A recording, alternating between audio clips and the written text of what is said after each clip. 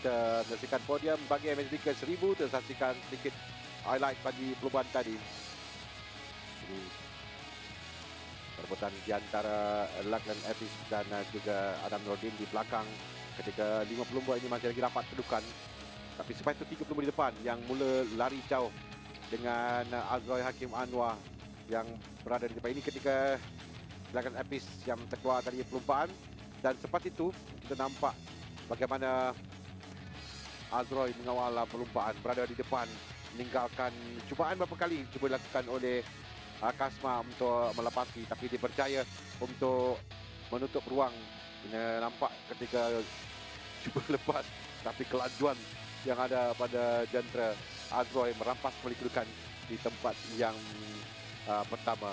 Tapi selepas itu ketika ni kita lihat dia tiba-tiba hilang dari, tidak nampak apa yang berlaku pada Azroy sebenarnya, tapi nampak seperti dia wide dan perlahan membenar dan memberikan ruang kepada dua pelumba Helmi dan juga pada Kasman untuk melepasi.